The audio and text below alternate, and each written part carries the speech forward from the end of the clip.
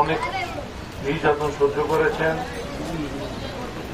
আল্লাহ তাআলা ওনার যে মনস্কামনা, ওনার যে ইচ্ছা ছিল বিএনপিকে ক্ষমতায় থেকে যাওয়ার, আল্লাহ তাআলা তা পূরণ করেন নাই। তারপরে যে আল্লাহর কাছে ভালো থাকুক, আমরা দোয়া করি। বিএনপির জন্য, আমাদের জন্য, এই এলাকার জন্য অনেক পরিশ্রম করেছেন। মনে হয় পাশের দোকানটা ওনার ছিল। আপনারা সবাই ওনার জন্য দোয়া করবেন। আরেকটা জিনিস ভাই, জন্মিলেই মৃত্যু আছে, আপনি বেঁচে থাকতে পারবেন না। কত হায়াত চান?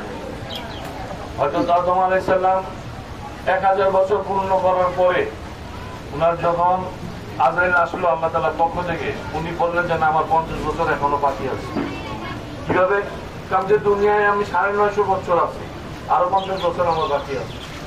তখন আল্লাহ জানাইলেন যে উনি তো বেহেশতে 50 বছর কাটায় আসতেন।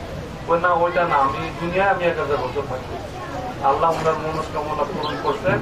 1000 বছর বেঁচে গেছেন, কিন্তু গেছেন তো আজ পর্যন্ত দেখেন কোনো বান্দা বান্দি কেউ বেঁচে নেই, পশু পাখির মধ্যে। সুতরাং সবাই সাবধান হয়ে যায়, আল্লাহকে স্মরণ করি, 5 ওয়াক্ত নামাজটা ঠিক মতো করি। তাই আল্লাহর কাছে গেলে কিয়ামতের দিন যখন বিচার আরম্ভ হবে, একদম প্রত্যেকটা বান্দাকে প্রথমে 5 ওয়াক্ত নামাজের হিসাব দিতে হবে। যার 5 ওয়াক্ত নামাজ ঠিক আছে, তার সবকিছু সহজ হয়েছে। আর যদি 5 ওয়াক্ত নামাজ ঠিক না থাকে ভাই, প্রতিটা পদে পদে কঠিন স্তর পার করতে হবে।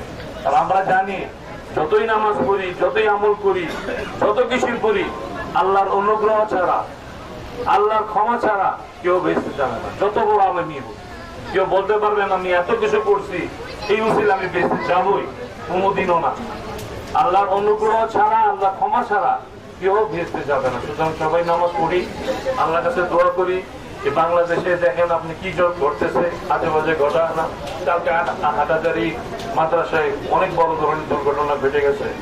তো সুতরাং আল্লাহর কাছে দোয়া করেন, বাংলাদেশকে আল্লাহ যেন শান্ত করে, সবার মনে এই ভুল ফিরে দেয়, ভাই ভাই সম্পর্ক যেন স্থাপন করে দেয়, সমস্ত খারাপই এই বাংলাদেশ থেকে যেন চলে যায়।